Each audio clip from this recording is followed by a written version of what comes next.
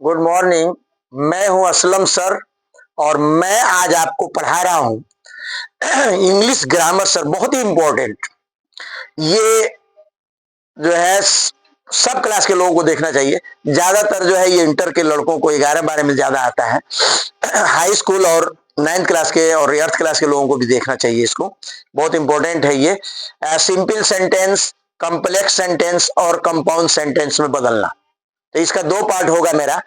आज मैं ज्यादातर सिंपल सेंटेंस और कॉम्प्लेक्स सेंटेंस लिया हूं, कंपाउंड सेंटेंस एक लिया हूं कंपाउंड, और कॉम्प्लेक्स ज्यादा है इसमें। तो साधारण वाक्य, संयुक्त वाक्य और मिश्रित वाक्य, ये 3 चीजें आपको पढ़ाया जा रहा है कि कैसे इसको बदलते हैं। देखिए, सिंपल सेंटेंस, कॉम्प्लेक्स सेंटेंस और कंपाउंड सेंटेंस। तो मैं ज्यादातर सिंपल सेंटेंस लिया हूं आज, और कॉम्प्लेक्स सेंटेंस लिया हूं। एक जो है कंपाउंड सेंटेंस है और बाकी कॉम्प्लेक्स है, बाकी जो है एक कंपाउंड है। किधर है? ये है, एक कंपाउंड है, कॉम्प्लेक्स ज्यादा है। 1 2 3 4 कॉम्प्लेक्स है, 5 सिंपल है और एक जो है कंपाउंड सेंटेंस लिया। अभी और हमको एक पार्ट और बनाएंगे, उसमें आपको देंगे। चलिए देखते हैं कैसे बनता है सिंपल सेंटेंस। कह रहा है the sun rose, the boys went to school. ये अलग अलग 2 सेंटेंस है सर। सूरज उग गया, बच्चे विद्यालय चले गए। बॉयज वेंट टू स्कूल, लड़के विद्यालय चले गए। इसको जब हम एक सिंपल सेंटेंस बनाएंगे तो दी सन तो रहेगा, इसमें जुड़ जाएगा हैविंग, HA। लिखिए, मैं लिखने वाला नहीं हूं, मेरे भरोसे मत रहिए। मैं लिखने वाला नहीं हूं। लिख देता हूं, सब क्या करें, भगा के अंत तक ले जाएंगे, ऐसे साइड स्क्रीन करेंगे, उसको बस 2 मिनट में इनका काम चल जाता है। समझने की कोशिश नहीं करेंगे। आपको हिंदी बता रहे हैं, इसका भरने का ढंग बता रहे हैं, तो सीखना है ना आपको, कि खाली बस रट लेना है कि हम बना देंगे, हो गया। उसी पर दूसरा दिया जाएगा, नहीं बना पाएंगे। तो मैं एक पर कई समझाऊंगा ना, इसलिए आप मेरे साथ देखिए। लिखा है the sun rose, the boys went to school. सूरज उगा और बच्चे विद्यालय चले गए। तो बनेगा ये द सन हैविंग राइजेस। क्या बनेगा? The sun having rises. ये जो रोज है, इसके स्पेलिंग बदल जाएगा। समझ में? RISE, हाँ यन हो जाएगा, राइजन। तो राइजन हो जाएगा इसके बदले में। लिख लीजिए, इसके बदले में बोल रहे हैं, हाँ, SIREN। यहाँ हैविंग जुड़ जाएगा। ये फुल स्टॉप को हटा दीजिए, आप इसको छोटे लेटर से कर दीजिए, दी को। अब बाकी सब उतार लीजिए। आगे समझ बढ़िया से। तो इसका आंसर हो गया कि the sun having risen, the boys went to school. आगे लेवल में चले, दूसरे में चलिए। दूसरा देखिए ठीक से, कह रहा है यू मस्ट वर्क हार्ड। तुम मेहनत नहीं करोगे, कठिन मेहनत, or you will not success, तो आप सफलता प्राप्त नहीं करोगे। तो इसको एक सिंपल सेंटेंस बनाना है, तो हिंदी में बोलेंगे कि मेहनत, यदि तुम मेहनत, कठिन मेहनत नहीं करोगे तो पास नहीं होगे या सक्सेस नहीं होगे। तो इसमें यू मस्ट को आप छोड़ दीजिए, आप यहां से लिखिए वर्क हार्ड। और समझ में, or you will not success. केवल यू मस्ट को छोड़ दें तो यह सिंपल सेंटेंस हो जाएगा। आ गया समझ में आपको? तो मस्ट, यू मस्ट को छोड़ दीजिए, बाकी लिख लीजिए, इसको बड़े लेटर से कर दीजिए वर्क को, है। चलिए, तो ये इसकी हिंदी समझ लीजिए कि जब यू मस्ट छोड़ देंगे तो इसकी हिंदी बन जाएगा कि आपको कड़ी मेहनत करनी होगी। अरे समझ में? नहीं, कड़ी मेहनत करो, अरे वरना आप फेल हो जाओगे, यानी सफल नहीं होगे। तो आप लोग तो कड़ी मेहनत कर ही रहे हैं, वो तो दिख ही रहा है आपका कड़ी मेहनत, बहुत हराम मेहनत कर रहे हैं आप लोग। चलिए देखते हैं तीसरे में। कह रहा है कि he admitted his error and expressed his regret, उसने he admitted his error, he expressed his regret, ये आंसर हो गया था। तो इसको मैंने ही बना दिया है। तो ये ही एडमिटेड हिज ईरर, उसने अपनी गलती स्वीकार की और खेद व्यक्त किया। आ रहा समझ में? उसने अपनी गलती, तो सिंपल सेंटेंस में जब बदलेंगे तो सबसे पहले तो ये फुल स्टॉप हटाएंगे और ये ही को हटा देंगे, एंड से जोड़ देंगे। क्या करेंगे? एंड यहां लगा देंगे तो हो जाएगा ही एडमिटेड हिज ईरर, उसने अपनी गलती स्वीकार की, एंड एक्सप्रेस हिज रेग्रेट, और खेद व्यक्त किया। उसने अपने में, अब गलती हम स्वीकार करते हैं और सॉरी बोलते हैं, तो उसने गलती स्वीकार किया और सॉरी बोला, यानी वो अपनी गलती स्वीकार किया और खेद व्यक्त किया। लिख लीजिए इसको, पहले में समझ लीजिए, यहाँ हैविंग लगाए हैं आप, और रोजेज को राइजन किए हैं, दी को छोटे लेटर से करेंगे, फुल स्टॉप हटेगा, बाकी सब उतरेगा।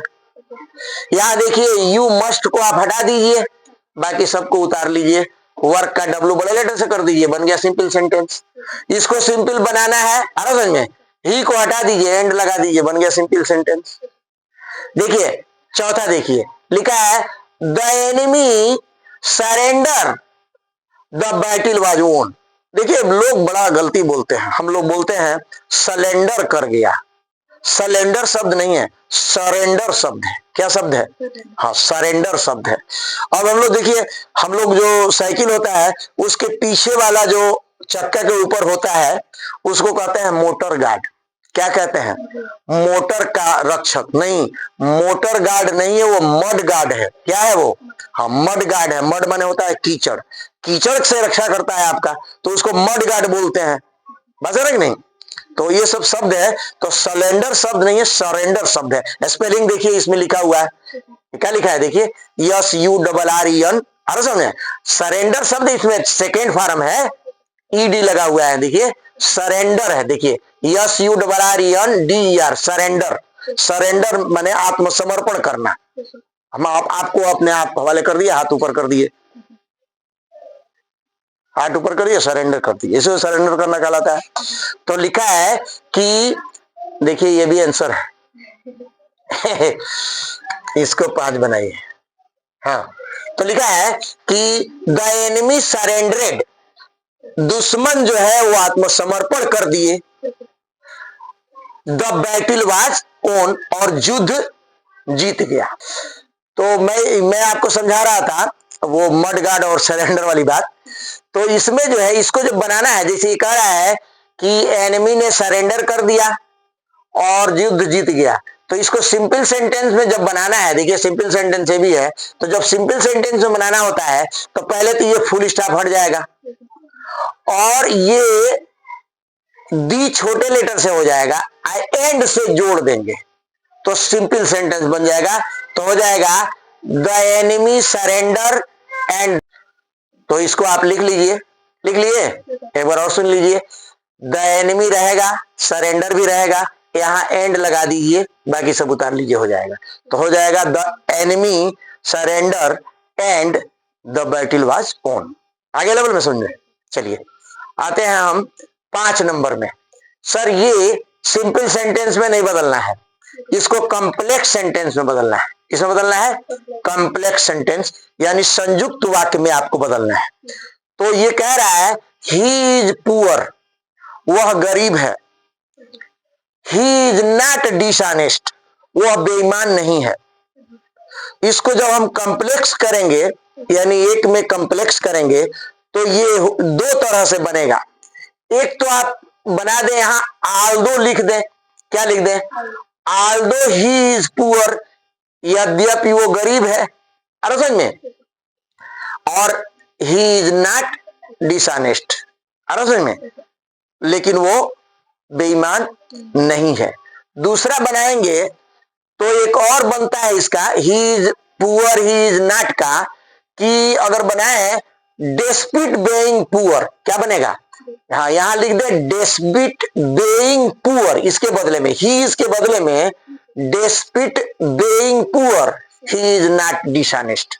तो दो तरह से बनेगा, तो आप लिख लें, बेटर होगा आप आल्दो वाला बनाना बेटर होगा। ALTHOUGH।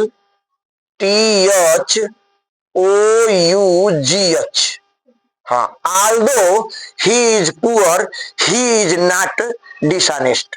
यद्यपि वो गरीब है लेकिन वो बेईमान नहीं है। अब समझ में। अब दूसरा बनाना हो तो बना ले, इसको दूसरा तरीका बना लीजिए। डेस्पिट बेइंग पुअर, ये ही इज नहीं रहेगा। Despite DESPIT despite being BEING being poor. समझ में।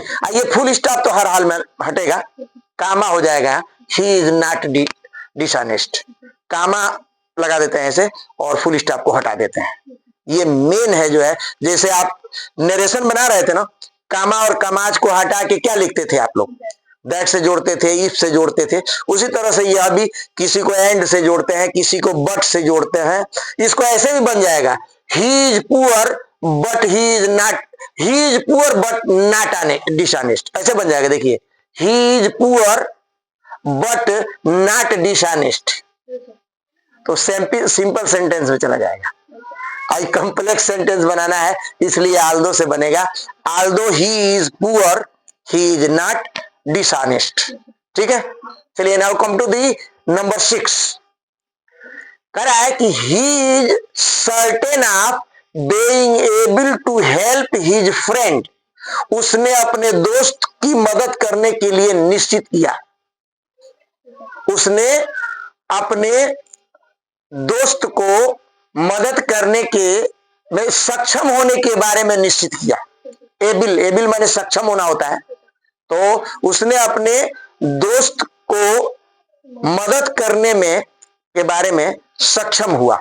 इसको बदलना है सर कॉम्प्लेक्स सेंटेंस में। तो कॉम्प्लेक्स सेंटेंस में बदलना है तो ये देखिए, ये जो ऑफ बीइंग है ना, इसके बदले में आप लिखिए, पहले ये उतार ले, आप ही उतार लीजिए, इज उतार लीजिए, सर्टेन आप उतार लीजिए, और आप बीइंग के बदले में आप लिखिए, है ना, कि दैट ही विल बी। क्या लिखेंगे इसके बदले में? That he will B, that he will B. तो इसका हिंदी थोड़ा सा बदल जाएगा। समझ में कि उसने अपने दोस्त की मदद करने में निश्चित किया, यानी अपने दोस्त की मदद मैं करूंगा। अरे सुनिए, तो इसमें जो है आप ये आप और बेइंग हटा के यहां जो है लिख लीजिए। क्या लिखे हैं? बोल क्या नहीं रहे आप लोग? हाँ, दैट ही विल बी, पूरा ये उतार लीजिए। ही इज सर्टेन, समझ में। और यहां क्या लिखे हैं? क्या बोला? That he will be. अब ये उतरेगा पूरा, यहां से उतरेगा able to help his friend, ये कॉम्प्लेक्स में बदल जाएगा। समझ में। तो ये आते हैं 7 नंबर में, बड़े मजेदार है ये कंपाउंड में बदलना है। किसे बदलना है? कंपाउंड में। तो ये तो एक मुहावरा भी हो गया। कह रहा है कि डू नॉट बी ए बारोअर, आप ऋण देने वाला मत बनो, न ऋण लेने वाला बनो। Do not be a lender, न ऋण लेने वाला बनो और न ऋण देने वाला बनो। लेंडर माने ऋण देने वाला, बारोअर माने ऋण लेने वाला। तो न आप कर्जा देने वाला बनो और न कर्जा लेने वाला बनो। तो इसमें आपको कुछ नहीं करना है ना। आप सीधे यहाँ एंड लगाइए, इस डू को छोटे लेटर से कर दीजिए, फुल स्टॉप हटा दीजिए, बन गया।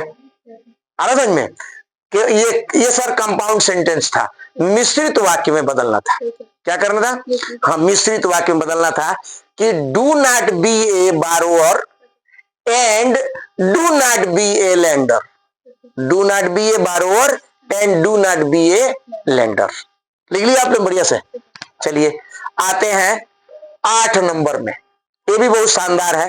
कह रहा है इट इज डन, वो हो गया। इट इज डन, जो होना था हो गया। नहीं लोग कहते हैं अरे भाई कोई मर गया तो कहते हैं वो तो जो होना था हो गया। अब तो फिर दोबारा वैसा होगा नहीं, नहीं समझ रहा। इट इज डन, वो हो गया। It can not be undone, फिर उसे पुनः नहीं लाया जा सकता जिस स्थिति में वो पहले था। जो होना था हो गया, उसे पुनः हाँ पूर्ववत स्थिति में नहीं लाया जा सकता। इसको यूं समझें आप, केमिस्ट्री चेंजिंग, रासायनिक परिवर्तन। जैसे दूध से दही बन गया, फिर दही से दूध नहीं बनेगा।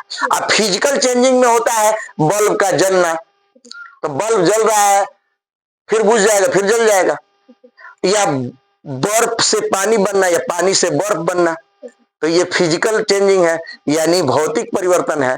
और ये रासायनिक परिवर्तन एक दे रहा है, समझिए। रासायनिक परिवर्तन का एक एग्जाम्पल है कि इट इज डन, ये हो गया। It can not be undone, यह पूर्ववत नहीं हो सकता, फिर पूर्व नहीं जा सकता। सर इसको बनाने में क्या करेंगे कि इसमें यहां सबसे पहले इट के जगह पर वंश लगा रहे, चाहे वंश लिख दे, पहले ONC वंश लिख दे। एक बार जो हो गया फिर पुनः वापस नहीं किया जा सकता, तो इसको आप यहां लिख दें, इट से पहले वंश, तो हो जाएगा वंस ही डन। समझ में? अब फिर ये कामा हट जाएगा, देख रहे हैं ना, ये छोटे लेटर से हो जाएगा। वंस इट इज डन, बोलिए once it is done, it can not be undone. आगे समझ में? तो इस तरह से जो है यह हो गया, इसे पहले के जैसा नहीं किया जा सकता। आगे समझ में? यानी मतलब ये हुआ, जबकि एक बार यह हो गया तो उसे पूर्ववत नहीं किया जा सकता, पहले के जैसे नहीं किया जा सकता, ये इसका मतलब हुआ। आगे समझ में? हाँ, एक बार जो हो गया उसे, तो ये सबसे बेटर है, यहाँ वंस लिख दे आप, ये बन जाएगा पूरा। और ये फुल स्टॉप हटा दें, आपको कुछ लगाना होगा नहीं। चलिए नेक्स्ट चलते हैं 9 नंबर में। ये भी कॉम्प्लेक्स सेंटेंस में बदलना है सब। क्या है? I am certain of giving you satisfaction. क्या कह रहा है? I am certain of giving you satisfaction, मैं तुम्हें संतुष्ट करने के लिए माने निश्चित हूं, है ना, समझे, या आश्वस्त हूं। कह रहा है कि it is I am certain of giving you satisfaction, मैं आपकी मदद करने के लिए आश्वस्त हूं, यानी निश्चित हूं, है ना। तो इसको कॉम्प्लेक्स में बदलना है तो ज्यादा परिवर्तन आपको नहीं करना है। आपको क्या करना है, ये जो अंडरलाइन में क्या है यहां देखिए, इसको जो है थोड़ा सा आप बदल दें, हल्का सा। जैसे ये बदले थे, आप बेइंग को जो बदले थे, वैसे ही आप गिविंग के बदले में आपको लिख देना है दैट आई विल गिव। क्या लिख देना है? दैट, या लिखिए आप, पहले इसको उतारिए आप, आई एम सर्टेन उतार लिए, बोल नहीं रहे आप लोग। आप गिविंग के मत उतारिए, इसके बदले में,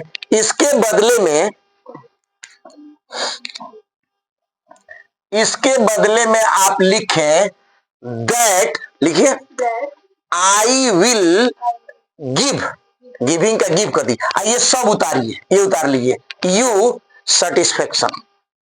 आगे समझ में बढ़िया से? चलिए लास्ट देख ले, अंतिम 10 नंबर है, फिर इसका पार्ट 2 जाएगा। सर इसको पार्ट 1 कर दें, यहां लिख दे रहे हैं, ये हो गया पार्ट 1 सर, ठीक है। अब पार्ट 2 डालेंगे, उसमें ज्यादा कॉम्प्लेक्स सेंटेंस, कंपाउंड सेंटेंस लेंगे, है समझ में? चलिए ये देखिए, कह रहा है she is rich, she is rich, वह धनी है। सी इज नॉट हैप्पी, खुश नहीं, वह खुश नहीं है। इसको पढ़िए, इसका अर्थ क्या होगा? सी इज रिच, वह धनी है। सी इज नॉट हैप्पी, वह खुश नहीं है। एक में जोड़ना है इसको हमको, तो लिख देंगे, इसको 2 तरह से जोड़ सकते हैं। एक तो लिख देंगे she is rich but she is not happy, एक तो ये भी बन जाएगा। लेकिन बेटर ये होगा कि जैसे ये बनाए थे ही इज पुअर वाला आल्दो लगा के, इसको भी या तो आल्दो लगा के या सेंट बेइंग लगा के, जैसे मन करे वैसे लगाइए। तो बेटर है, पहले बनाइए, यहां लिखिए, इसके बदले में आप यहां लिखिए, हाँ, आल्दो सी इज रिच, कामा हटा के ये फुल स्टॉप हटा के कामा लगाइए यहां, और सी इज नॉट हैप्पी, क्या बन जाएगा, हाँ, although she is rich she is not happy.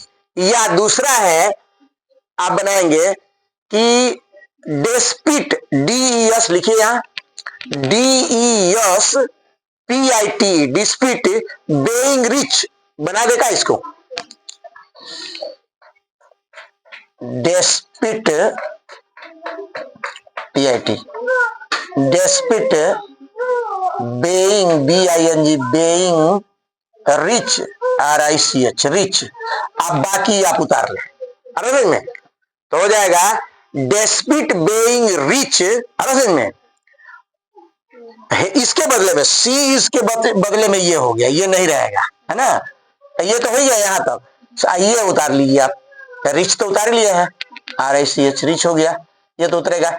इसके बदले में हो गया डेस्पिट बेइंग रिच, या इसके बदले में आप लिख देंगे आल्दो, क्या लिखेंगे, हाँ, या तो आल्दो लिखिए, नहीं तो डेस्पिट, दोनों में कोई एक बनाइए, ये आ रहा है इसमें, despite being rich she is not happy, या आल्दो सी इज रिच, तो आल्दो लिखेंगे तो सी इज लिखना पड़ेगा, हाँ, जैसे आल्दो सी इज रिच, समझ में, she is not happy, although she is poor, she is not dishonest, although she is mind very beautiful but he is not ugly, इससे सब आल्दो आप बनाएंगे, समझ में, हाँ, वो बहुत खूबसूरत है, बदसूरत नहीं है, समझ में, हाँ, बहुत खूबसूरत, लेकिन अपने आप पर घमंड नहीं करती है, ऐसा से, तो आल्दो से ये सब वाक्य बनता है। हम पार्ट 2 लेंगे सर, उसमें हम आपको और समझाएंगे। और सर, आप लोग जो है सब्सक्राइब नहीं कर रहे हैं, न शेयर कर रहे हैं दूसरे, शेयर करके सब्सक्राइब करके देखें। मैं हूं असलम सर।